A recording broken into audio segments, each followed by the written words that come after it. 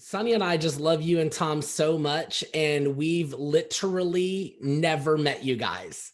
Like, we only know you virtually, and yet you've had such a huge impact in our lives, and even helping us capture the vision for what we're doing here with Savvy. So much of wanting to align yourself with anything is about the culture and the people you're aligning yourself with. And so it didn't take us very long at all to be like, okay, who is the backbone of Savvy? Who are the players here? And meeting Ken and meeting Jen and getting to know you and Tom was, gosh, your hearts are so good. And I literally felt so confident walking into this company with this idea that if I'm aligned and surrounded with people like this, what could we not do?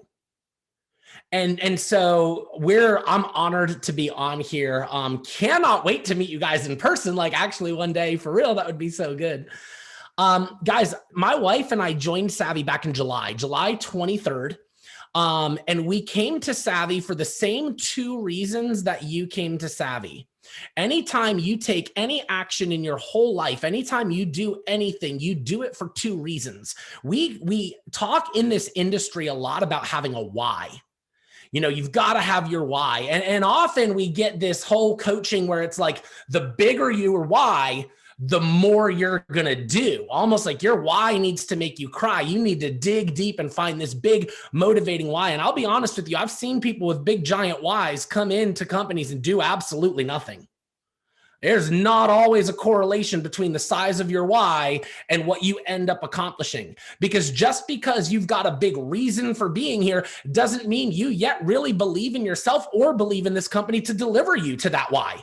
So you might have a big giant why, but you're still test driving this vehicle to get you there. So everyone comes here, and you can correct me if I'm wrong.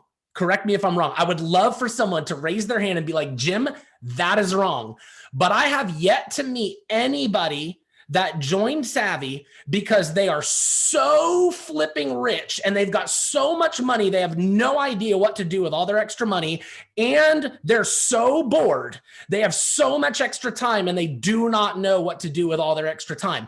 I have yet to be that person that's like, man, so much extra time and money. What should I do with it? I know what I should do. I should buy a ton of athleisure clothes and spend my time reaching out to people on social media. Like, that's never happened. Every single one of you came here because there was something you wanted. There was some discontent in your life, maybe even a positive discontent. Like, you just know you're capable of more and you just needed a vehicle to get there. Maybe it's a negative discontent where you're running from something, you're running from debt, you're running from negative things. And you're like, I just need to get my head above water. You came here for a reason. And I know this because if you were literally sitting by a creek in a hammock and you had like mermaids fanning you and like fairies pouring glitter down and like centaurs are walking around, the big like jacked bodies and like the horse, and they're walking around and handing you mojitos, you're not leaving that spot. You're not going to leave there. That's an awesome place, but you're not going to leave there. It was the only reason you signed up was there was some discontent that drove you to sign up, something you wanted. Secondly, that's only the first half. Secondly, with everything you could have done with your time, you picked Savvy. Why? What was it about this company? What was it about this opportunity? And when we go to sharing our stories, inviting people to learn more, that twofold thing, that is your story. I sum it up for my team in one question. One question is the whole thing. Where were you at in life that you were looking for something more? And with everything you could have done with your time, why'd you pick Savvy? That's your story. That's your story. That's what you're sharing. You were in a place where you wanted something and you caught a vision that Savvy could deliver that thing. Whether or not it has, whether or not you've gone on to hit your goals, whether or not any of that, you caught a vision, a big enough vision just to sign up. You've got a story to tell now. You can take that story and you can run with that story. And it's just those two things. Where were you at in life that you were looking for something more? And with everything you could have done with your time, why did you choose this? Now, what you go do with this has everything to do with how big your why is. That's part of it, but then equally your belief in yourself as a driver and savvy as a vehicle. I talk about three parts. Your why, that place you want to go, that's your destination. Savvy is your vehicle. You're the driver. If you don't trust a vehicle to take you across the country, you're not going to, or you don't trust a vehicle to get you to the grocery store and back, you're not going to trust it to take you cross country.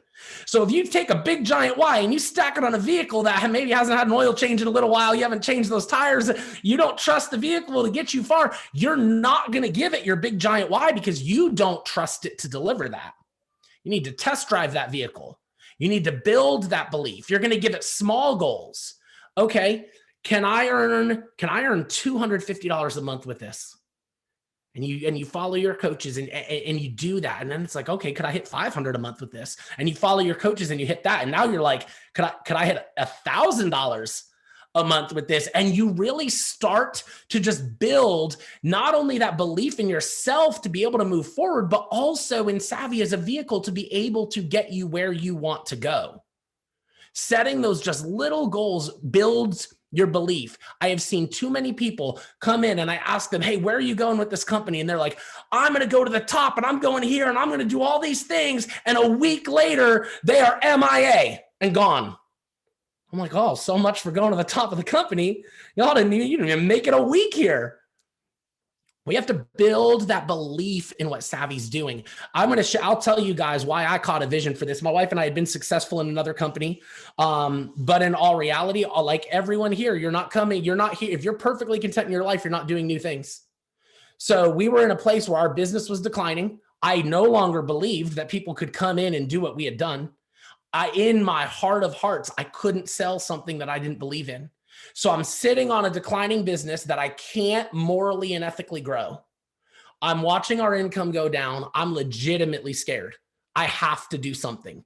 Something's got to give. I don't trust this income to be here 5 years from now. We've got young kids. We've got college. We've got weddings. We've got a whole life we want to live. I couldn't sit on that. I had to do something. At the time, in the beginning of 2020, I didn't know what that thing was going to be. I'd never heard of Savvy. I didn't know what that thing was going to be. And so I looked at a lot of different things. I've got friends killing it in real estate. I'm like, maybe I want to go do real estate, but all my friends that are really killing it, that are living a life I want to live, they're at least 10 years in. I loved where they were at 10 years in. I did not love the grind that they had to do to get there. So I'm like, all right, yeah, we're not going to do that one. I looked at insurance sales. I almost did not want to go into another MLM. And then Savvy came across my desk, and I want every single one of you to understand for a second that the very fact that you're here is such an amazing blessing that you've been given. Most people in this country will not even hear about Savvy for another 2 or 3 years.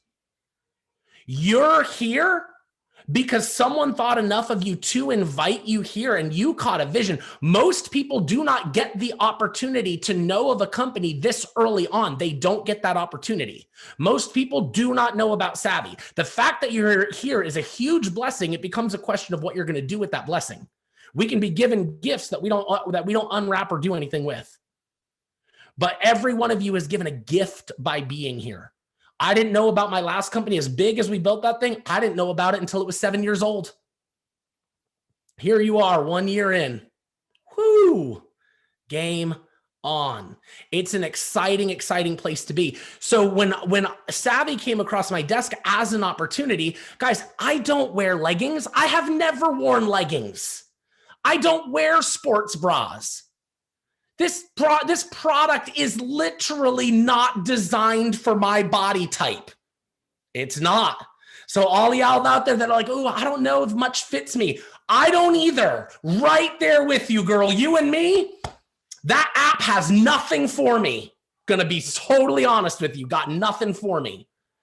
That doesn't mean I didn't catch a vision for what this business can be. I don't even need to be in the market to recognize there is a market. All of you guys wondering, how do you talk to a guy about this? If they're smart, they can recognize that they don't need to be in the market for something to recognize that there is a market for something. I just need to align myself with something that there is a market for and people want to buy. That is not hard for me. Shouldn't be hard for anybody. So Savvy comes across my desk and I saw some things that were brilliant here. One, the timing. Timing's big in this industry. That's a gift. Second is the simplicity of this brand. Guys, if you're going to succeed in network marketing as an industry, duplication is key. And every leader is going to create systems, and they're going to have ways and processes of doing things. Press into those. Find the one that works for you.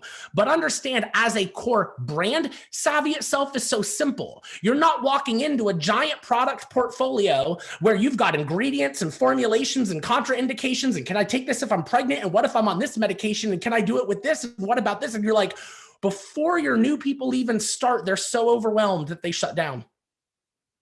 You give it to your customers. They're not waiting 60 days, hoping they get results, hoping that purchase they made 2 months ago is actually going to be worth the money that they put out.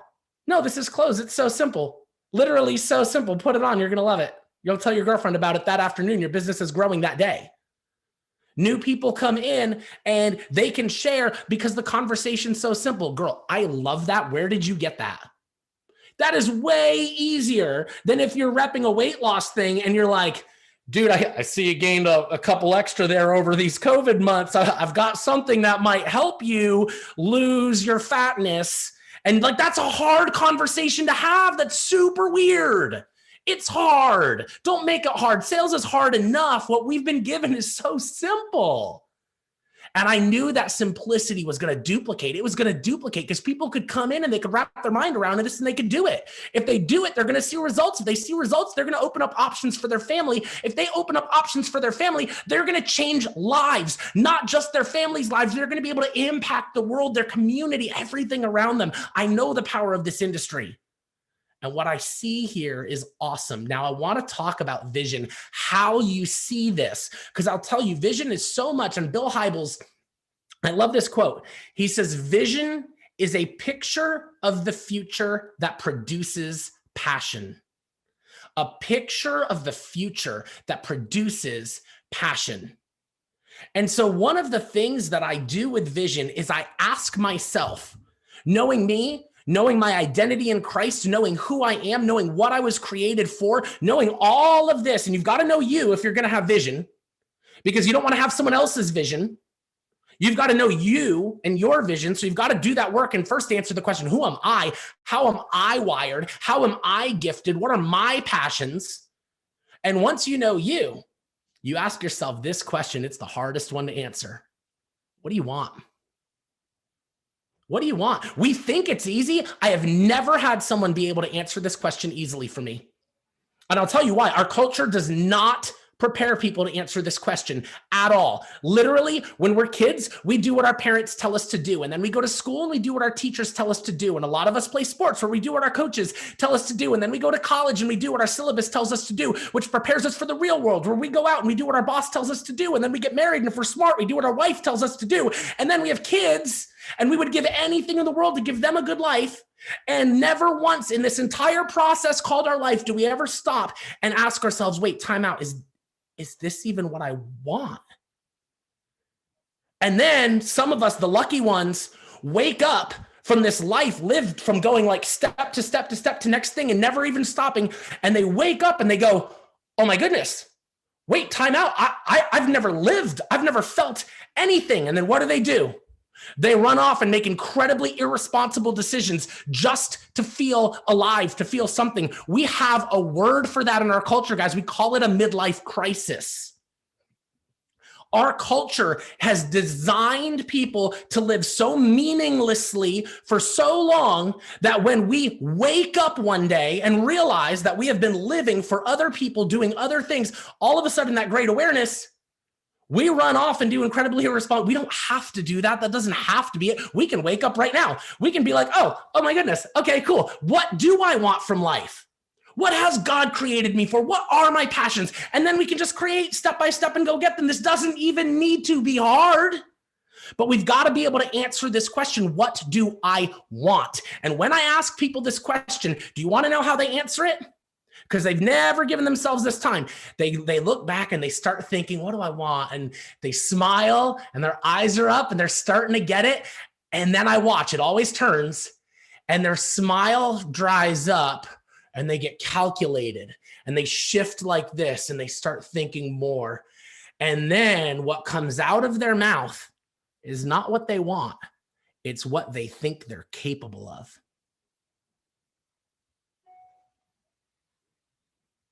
They literally dreamed, had this amazing vision of what they wanted, and then it filtered through. I'm not good enough for that. I don't know how to do that. I wouldn't have the resources for that. I don't have the connections. I don't have the personality. And what comes out of their mouth instead of what they want is what they think they're capable of. And I'm like, that's not even what I asked you. I asked you what you wanted. You get to play. It's fairy tale world. You get to say whatever you want. There are no limits. You can literally say anything, but then you're going to, oh, but if I say I want this, who am I to say that? If I put my hand up and say, I want to be a director in Savvy, oh, but who am I to do that? People are going to laugh at me. If I want to make hundreds of millions of dollars a year. Oh my goodness. I don't, people would laugh at me if I said that. I don't know how to do that. I don't know anyone that does that. Like I can, so I'm going to say six figures a year. I'm like, is that what you want? Or is that just what you think you're capable of? Vision is so much about getting outside of what you think you're capable of and answering the question, what do you want? It has nothing to do with what you're capable of. Your vision, in fact, has to be bigger than your ability. It has to be. If you're capable of hitting it now, that's not a vision, that's a goal. Your vision for what you want for your life has to be so big. It requires from you things you do not yet possess. It's going to require from you strength that you don't have yet because you're going to have to become better and stronger. It's going to require wisdom that you don't have yet because you're going to have to ask the Lord and he's going to grant wisdom and you're going to learn along the way. It's going to have to require connections and resources and things that you don't have yet. Your vision has to be bigger than your resources. Has to be. So you get to play in fairy tale world. You get to imagine whatever it is you want in this big green earth. And I hope that picture produces passion because that's where you get a vision. I never question where I'm going. Do I know when I'm going to get there? No, I have no idea. I do not control the timeline. Do I know how to get there? Nope. No idea. Do I know the next step? Every time. Every time. The question becomes, are you brave enough to take the next step when you don't see the whole journey? We all love Waze as a navigation app, right? We love Waze and we open up Waze. And why do we love Waze? Because you're going to set your destination where you want to go and it's going to map out the whole way to go. And what's it going to tell you? It's going to tell you every obstacle that you're going to face. We got cops here. We got traffic here. There's an accident here. We got this. So we can see the whole journey before we begin. And then we might say, ooh, maybe I'll go a little later in the day and I'm going to avoid that traffic. We can see the journey. And so we can determine it ahead of time. There's no Waze app for life. You're going to have to take the step without knowing what the following step is. And that's too scary for too many people. Too many of us are like, I don't know. Well, here's the next step. But what if I get halfway and I can't? And so they don't. Because they're worried about 15 steps. I can't tell you how many people I talk to that are like, Jim, I don't know if I want to recruit a team because I don't know how to lead a team of hundreds. You don't worry. That's not going to happen tomorrow. You're going to lead a team of you. And then you're going to lead a team of 5. And then you're going to lead a team of 10. And 10 is going to become tens. And you're going to learn from leading tens of people, which is going to prepare you to lead dozens of people. And you're going to learn from leading dozens of people how to lead 50s of people until you are leading a team of hundreds, which turns into a team of thousands, which becomes a team of tens of thousands. But you didn't go from you to tens of thousands. Every step prepared you for the next step. You just had to be brave enough to take that step. That's it. You just have to be brave enough to take the next step. You just have to be brave enough to invite that person to learn more. You just have to be brave enough to do the next thing. There's always visibility for the next thing. And then you're going to tell me this, but Jim, what if I actually don't know what my next step is? It's a phenomenal question. I'm going to tell you there are a million resources. You are not the first one to want what you want. You are not the first person to pursue savvy as a goal. You've got coaches, uplines, mentors, books, podcasts, Clubhouse, Audible, Khan Academy. There, go look it up. You have Donnie Miller, he's an artist. He says, in the age of information, ignorance is a choice. We live with all of human knowledge in a device in our pockets. I would understand if 100 years ago, someone was like, hey, I don't know how to do this. And I'd be like, yeah, cool. You're going to have to just ask around till you find somebody. I get that. Now you don't get to say, I don't know how. You are one Google search away from figuring out exactly how. One Google search away. I coach some real estate agents and I asked them this. One guy was stuck on a marketing campaign and he said, Jim, I just don't know how to set this up. And I asked him right back, I said, how long are you going to not know how? That's up to you.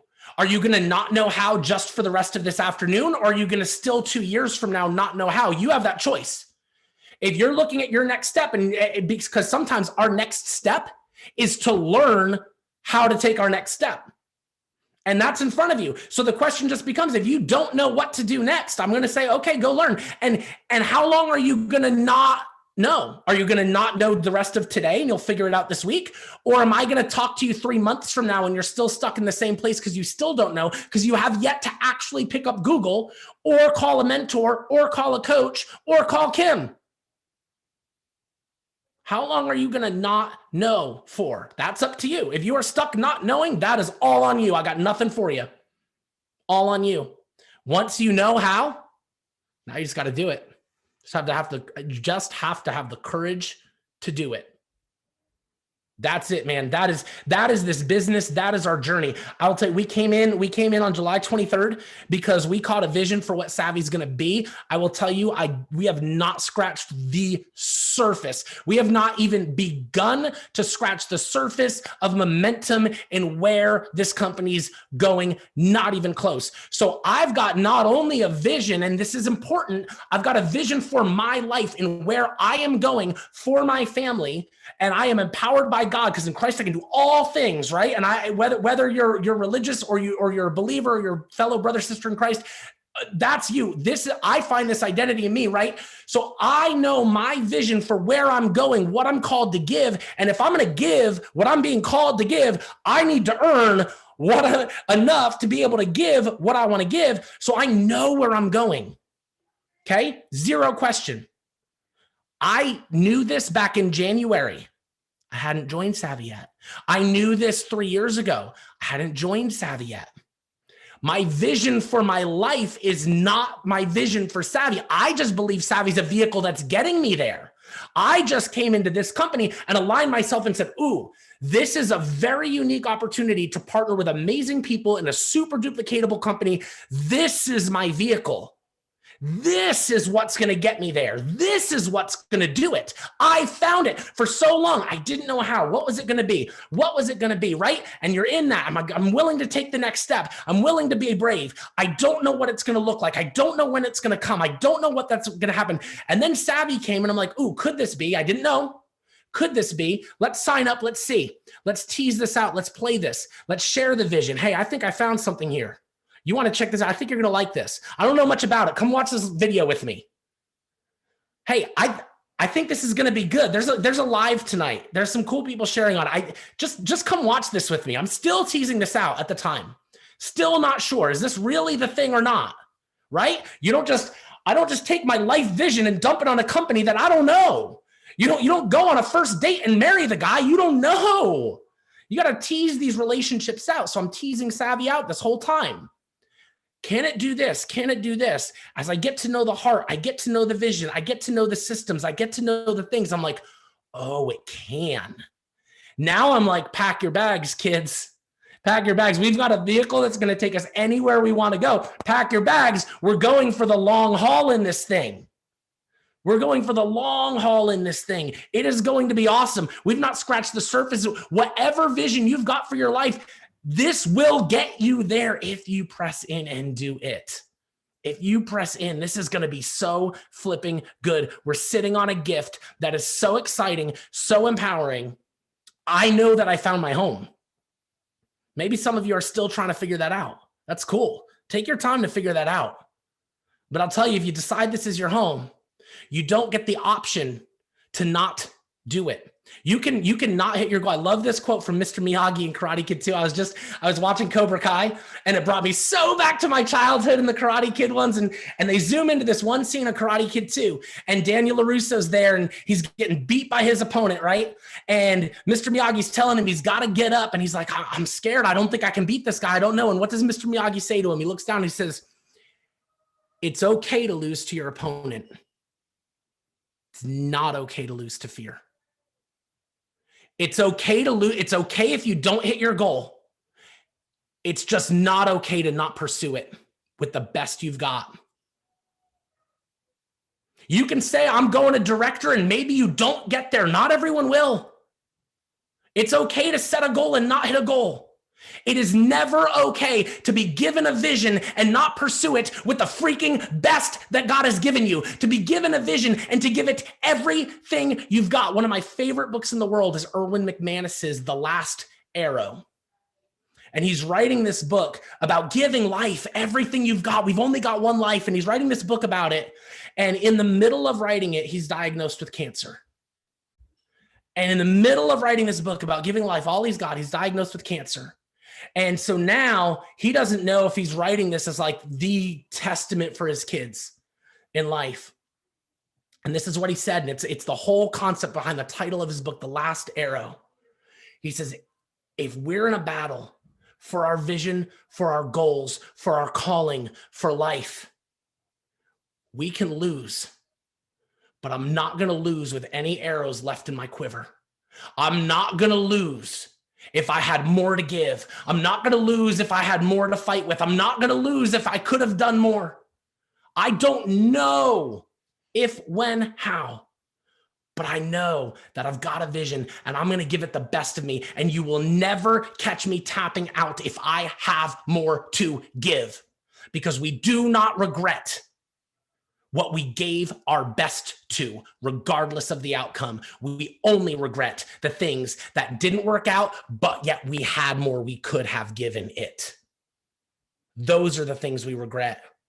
This is a gift. Most people will not find out about this for several years. We are in a unique position. The question comes simply down to, what are you going to do with it? Kim, I didn't know I was going to do all of that. It all just kind of came once the ball started rolling. Jim Larson. Holy cow. That was so nailed.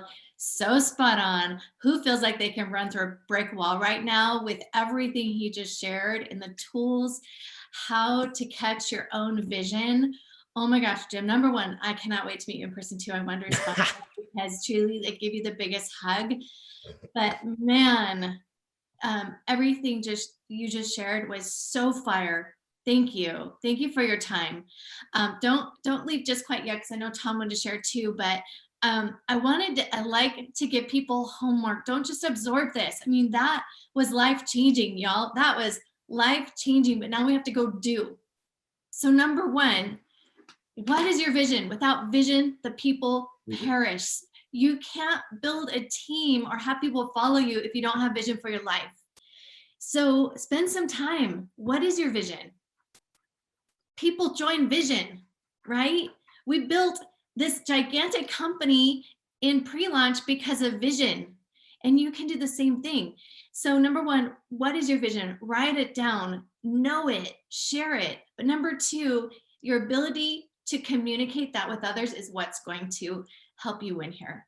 How are you communicating your vision of where the company's heading, where you're going? How are you able to pull out other people's vision? You know, when we started, we had nothing. It was all vision. And it was every day. It was like, we're building a $1 billion company. We're going to make history. We're going to change lives. We're creating a movement. Guys, that's how you want to sell it. And Jim, I would love to hear how you personally, like as you're talking to prospects, how do you communicate the vision of Savvy? You know, Kim, that's a phenomenal question. And it's one of those things where I even struggle. When you were messaging me before I came on here and you were like, hey, not so much skill set or systems, because leaders have different ones, like kind of give the mindset piece. Like, I am only a mindset coach, because I can't give people the language to say, I don't even know what I do. It's kind of like I black out. I've got so much vision and belief, it just bubbles out of me. I don't even know what I say. I'm so excited. I just tell everybody, dude, you have got to check this out. This is going to be freaking awesome. I'm going to send you a video. Like, there's no waffling. There's no question. What I see so many people do when they invite people to learn more, what they're really doing is they're trying to validate their own choice to be here. They're using that person's reaction as a validation for them. So they're like, hey, I think I might do that. And this person's like, I don't think that's for me. And they're like, oh, do you know something? I don't know. Maybe this isn't for me either. And I know exactly why I'm here and what I'm doing. So I just bubbles out of me, Kim. I don't know what to tell you. I just talk to everybody because I'm so excited about it.